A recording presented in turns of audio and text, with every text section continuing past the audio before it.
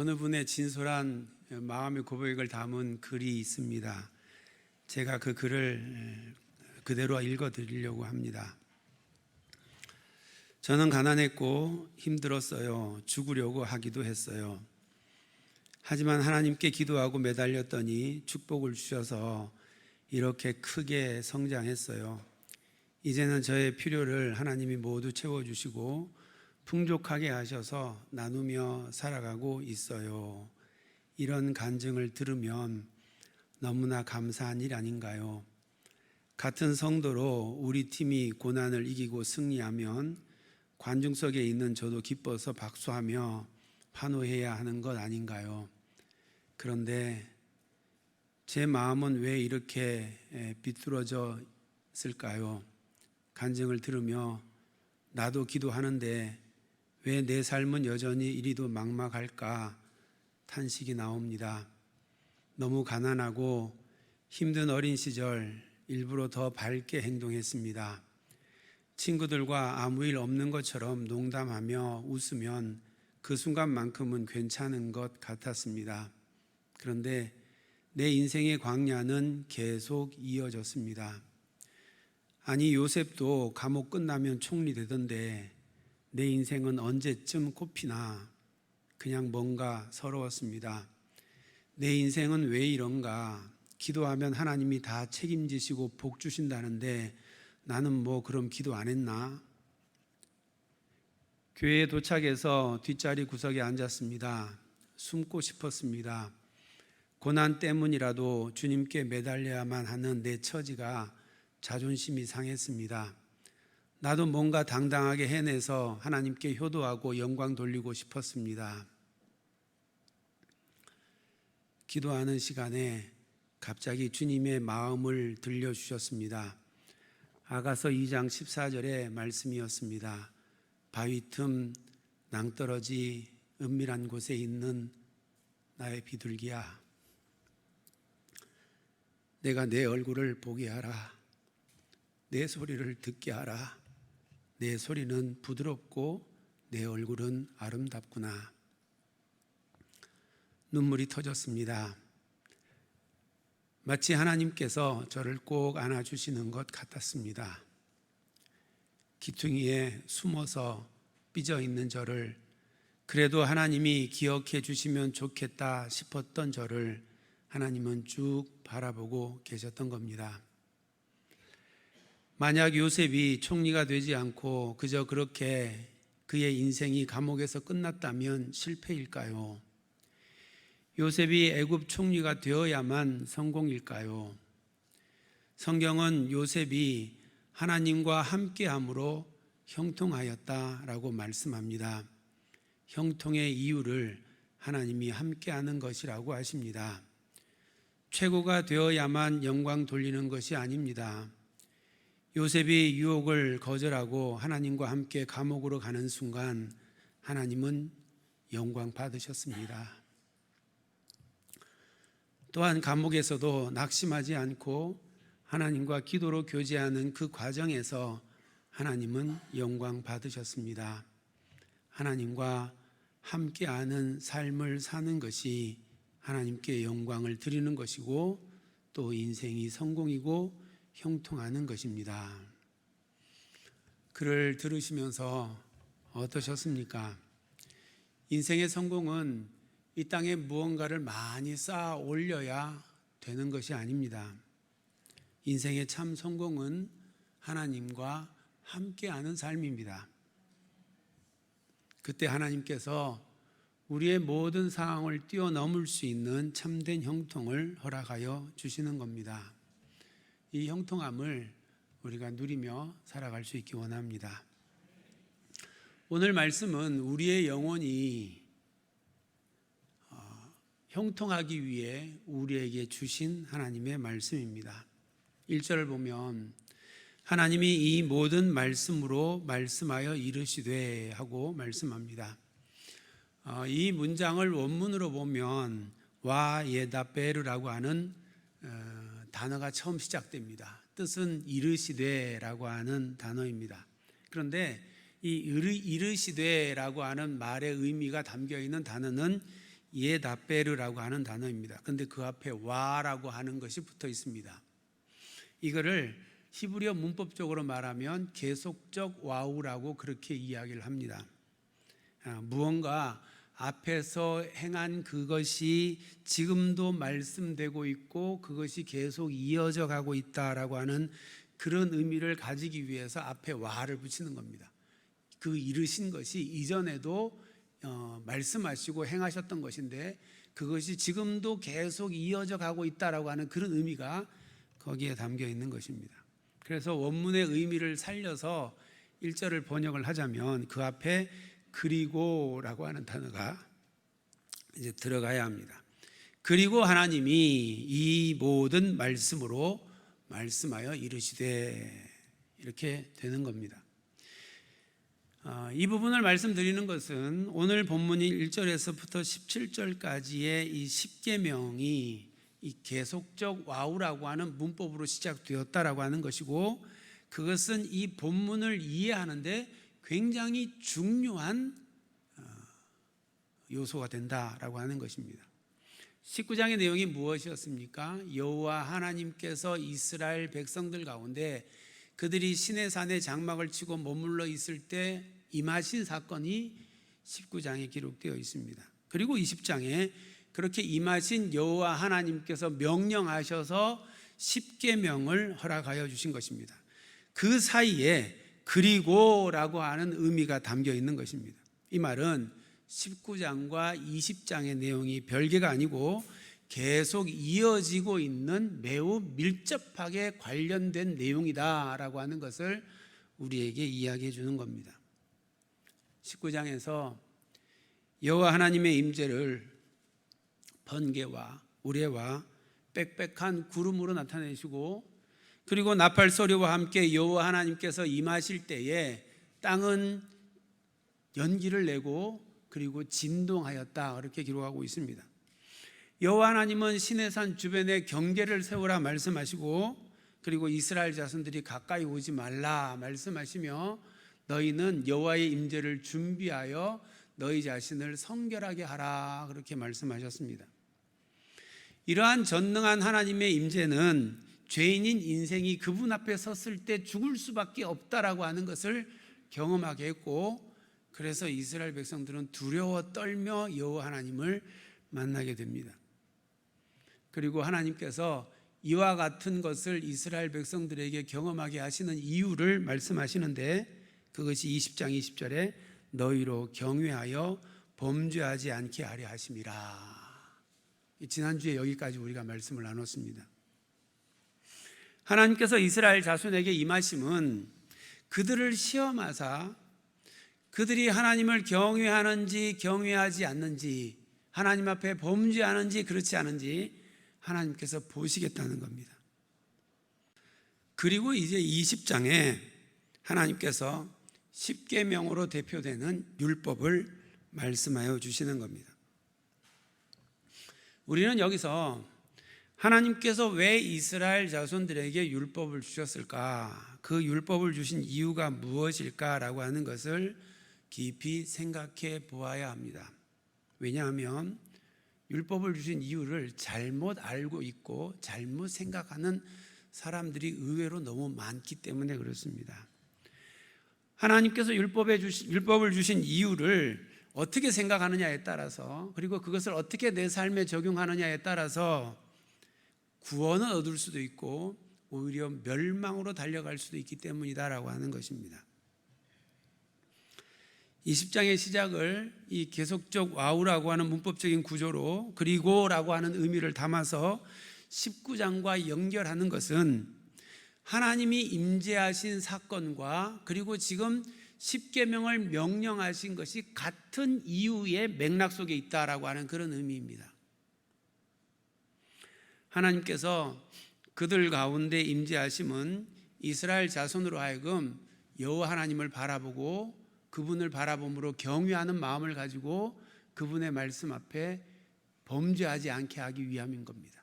마찬가지로 십계명을 주시는 이유도, 십계명으로 대표되는 율법을 주시는 이유도 여호와 하나님을 바라보고 그분을 경외함으로 그분 앞에서 범죄하지 않는 백성이 되게 하기 위해서 하나님께서 주신 것입니다. 그러므로 율법을 대표하는 십계명을 대할 때마다 또 하나님의 명령 앞에 설 때마다 우리는 먼저 우리와 함께 하시는 그분, 임재하시는 하나님, 그 하나님을 바라볼 수 있어야 합니다. 그리고 그분을 경외하는 마음을 가져야 하는 것입니다. 그때에 율법을 주신 목적이 우리 안에서 이루어지는 것입니다.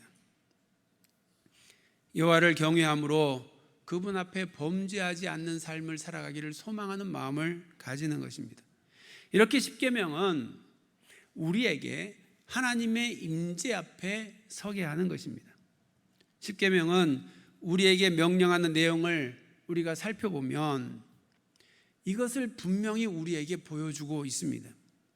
십계명은 먼저 명령에 앞서서 하나님과 이스라엘 자손의 관계를 분명하게 가르쳐주고 있습니다. 1절을 보면 하나님이 이 모든 말씀으로 말씀하여 이르시되, 하나님께서 이 말씀을 지금 하고 있다, 내가 지금 너희에게 이 말씀을 하는 거다, 먼저 선포하고 이 십계명을 말씀하는 겁니다. 그러면서 2절에 하나님은 당신을 이스라엘 자손에게 나는 너를 애굽 땅 종되었던 땅에서 인도하여 낸 너희 하나님이다, 그렇게 말씀하고 있습니다. 지금 말씀하는 내가 누구냐면 너희를 애굽 종되었던 그 땅에서 이끌어낸 너희 하나님이야, 그리고 말씀하는 겁니다.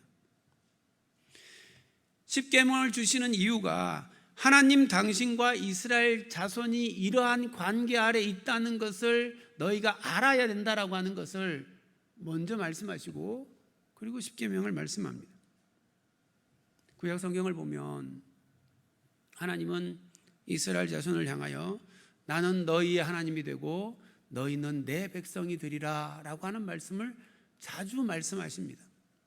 하나님께서 이스라엘 백성들을 택하시고 그들 가운데 임하신 이유가 바로 여기에 있기 때문에 그렇습니다.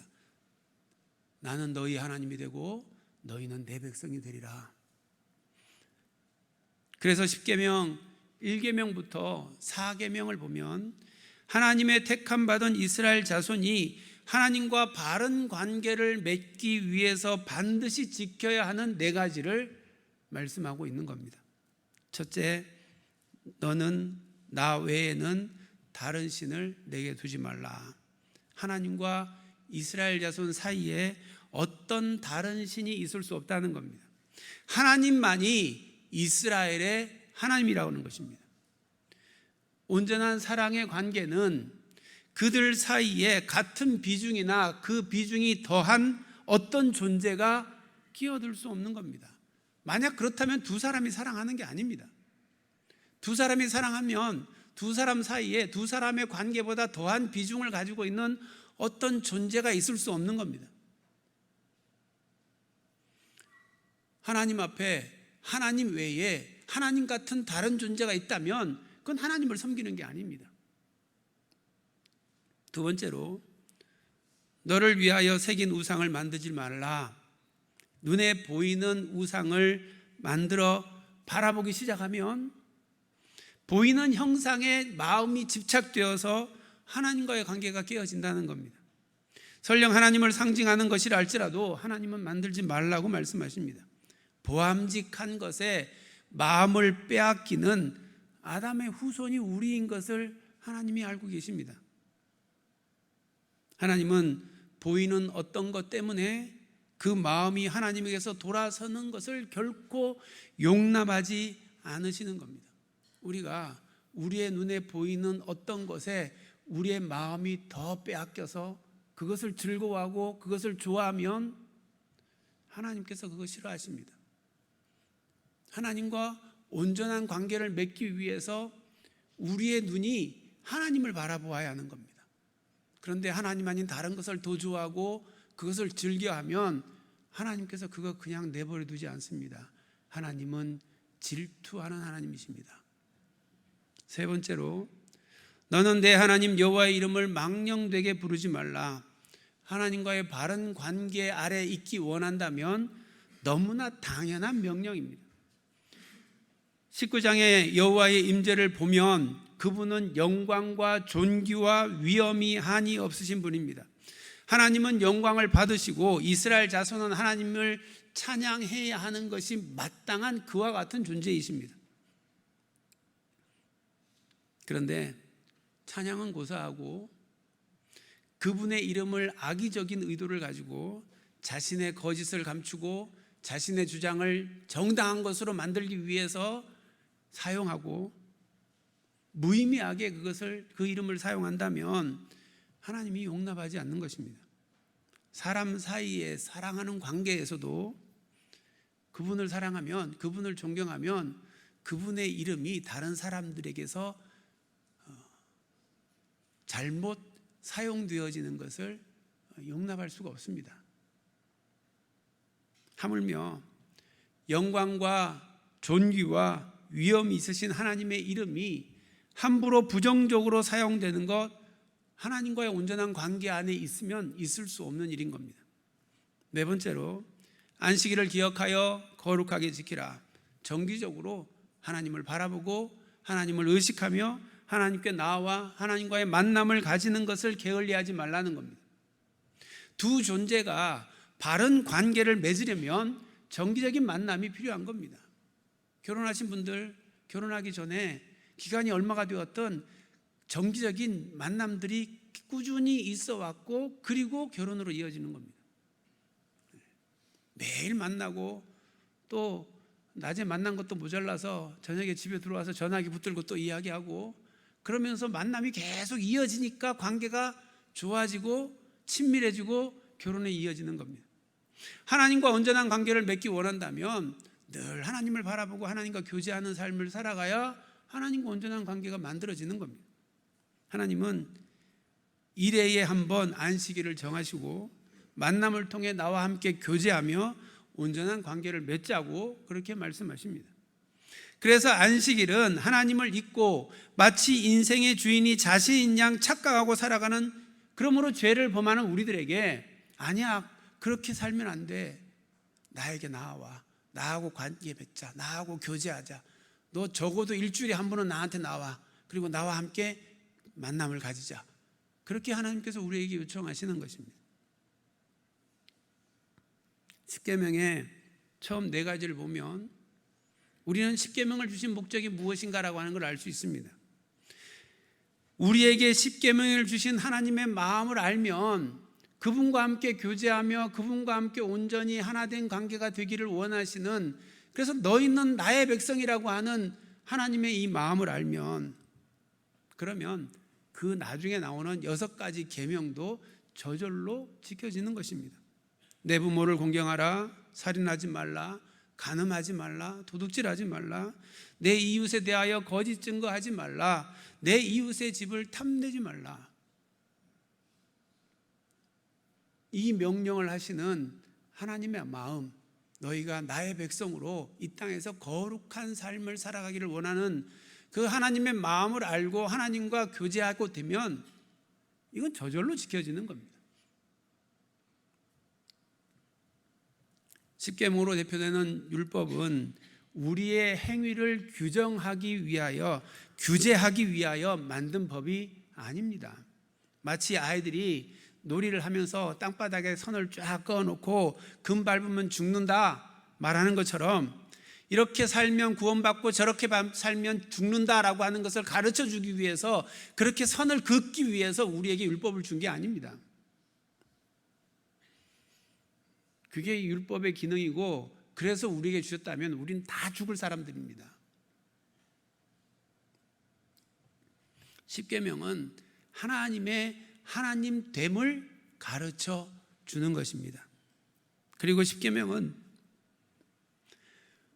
하나님께 택함받은 우리가 어떻게 하나님과 온전한 관계를 맺을 수 있는가라고 하는 것을 우리에게 가르쳐 주고 있는 것입니다. 왜 하나님은 이스라엘 자손에게 십계명을 허락하여 주시는 것일까요? 하나님은 율법을 허락하여 주시면서 십계명을 마치 율법의 해석서처럼 우리에게 주신 것입니다. 얘들아, 내가 너희에게 율법을 주는 목적은 나를 알고 나와 함께 교제하고 나와 함께 친밀해져서 내 앞에서 경외함으로 나의 법을 지켜 행하기를 원해서 주는 거란다. 그걸 십계명에다가 담아서 우리에게 말씀하고 있는 것입니다. 법은 법 조항에 매이기 시작하면 결코 그 법을 지킬 수가 없습니다. 아무리 법 조항을 세분화하고 구체적으로 만들어도 우리의 삶의 상황은 그 법 조항으로 적용이 안 되는 상황들이 계속해서 만들어질 수밖에 없기 때문에 그렇습니다. 그래서 법을 잘 지키려면 법 정신을 이해해야 합니다. 왜 이 법 조항을 만들었는지, 이것을 만든 의도가 무엇인지를 알면, 그러면은 법이 정확하게 가르쳐주지 않아도 이거는 이렇게 하는 게 맞는 거야, 그거를 알 수 있습니다. 그러면 그 법이 적용될 수 있는 넓은 영역에서 법 정신을 가지고 그것에 적용되어지는 삶을 살아갈 수가 있는 겁니다. 신약 시대의 서기관과 바리새인들은 여호와 하나님의 율법을 주신 목적을, 그 마음을, 하나님의 마음을 잃어버렸습니다. 그저 율법 조항에 매달리기 시작을 했습니다. 그래서 정말 율법을 잘 지켜 행하고 싶은 마음은 그들에게 간절한 것인데, 그 법을 주신 하나님의 마음은 정작 잃어버리고 말았습니다. 그래서 그들은 법 조항에 매이기 시작했습니다. 법을 세분화하고 구체화시키고, 그리고 그 법을 지키기 위해서 자기의 삶을 그 법에다가 계속 조아매는 그와 같은 일을 했던 겁니다. 그러니 그 법은 그들에게 짐이 되고 그들을 어렵게 할 수밖에 없었습니다. 그들은 힘을 다하여 애를 써서 법을 지키려고 노력을 했고, 그렇게 애쓴 그들이 만든, 그들이 사랑하는 법에 의해서 정죄당하여 결국 멸망하는 백성이 되고 말았습니다. 그래서 십계명의 핵심은 법조항에 있는 게 아닙니다. 십계명의 핵심은 코람데오, 하나님의 존전 앞에 내가 서 있다라고 하는 것을 우리에게 가르쳐 주는 것입니다. 그리고 하나님을 알아가고 하나님과 동행하는 겁니다. 그러면 십계명으로 대표되는 하나님의 율법이 나의 삶의 방식이 되는 겁니다. 하나님의 마음을 알고 하나님께서 정하신 그 법의 뜻을 알면, 그리고 그 마음에 우리를 들이면, 그러면 우리의 생각, 우리의 가치관이 바뀌기 시작을 합니다. 하나님의 마음에 우리의 생각을 바꾸고 우리의 가치관을 바꾸면 우리의 인격이 변화되어지고, 그 다음에 우리의 삶의 방식이 바뀌게 되어 있습니다. 사람 사이에서도 정말 사랑하는 사람이 있으면 그 사람 때문에 나의 행동이 변화되어집니다. 왜? 그분을 기쁘게 해주기 위해서. 하나님과 사랑의 친밀한 교제가 이루어지면 그분의 말씀, 그분의 명령이 나의 생각을 바꾸고 나의 가치관을 바꾸고 나의 인격을 바꾸고 나의 삶의 방식을 바꾸는 겁니다.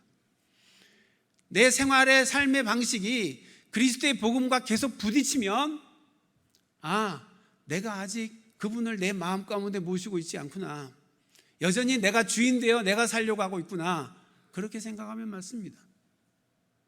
하나님이 내 안에 들어와 나의 주인이 되시고 내 마음이 그분께 드려졌고, 그래서 그분과 하나가 되어져서 그분의 생각이고 나의 생각이고 그분의 인격이고 나의 인격이어서 내가 온전히 그분의 것이 되어지면 그분의 말씀을 따라 순종하는 게 어렵지 않습니다.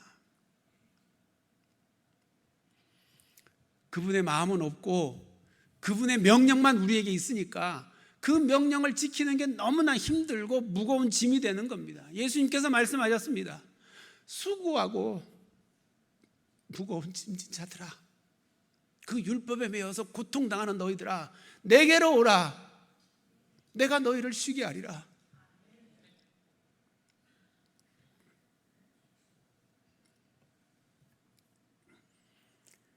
하나님을 알고 하나님과 함께 교제하고 하나님 안에 머물러 있으면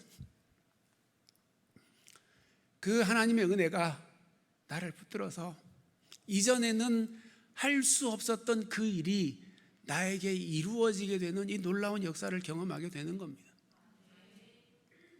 이전에는 내 생각이 용납이 안 되고, 이전에는 내 성격이 용납이 안 됐었는데, 이제는 그것이 받아들여지고, 이제는 그것이 기쁨으로 감당이 되어지는 그 일이 이루어지는 겁니다. 이전에는 불평하고, 이전에는 불만했던 그 일이 이제는 즐거움이 되고 기쁨이 되어 감당할 수 있는 능력이 생기게 되는 겁니다.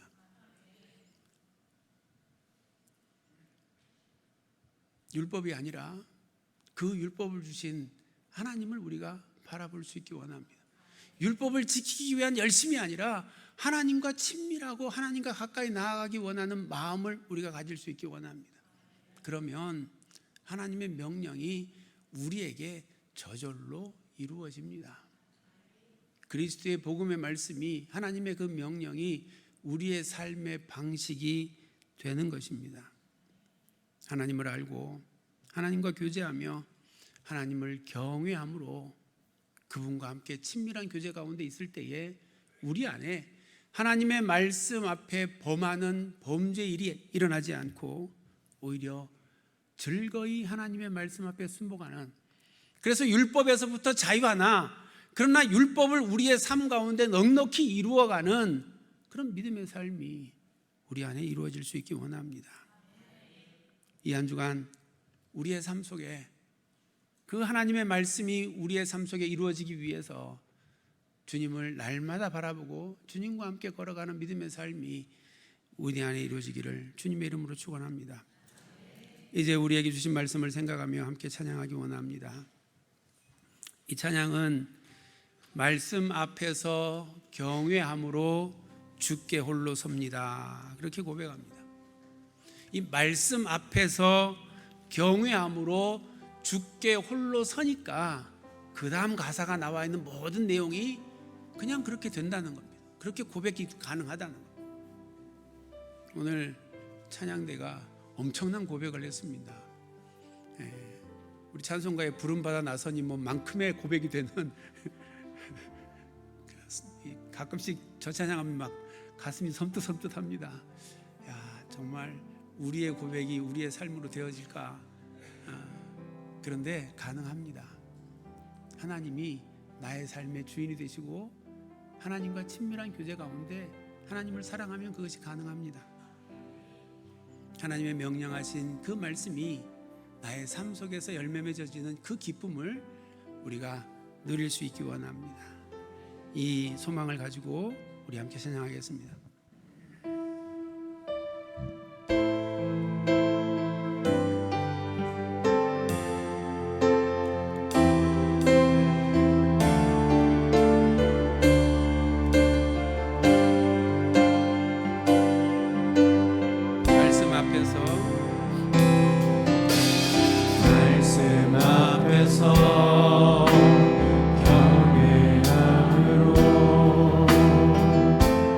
주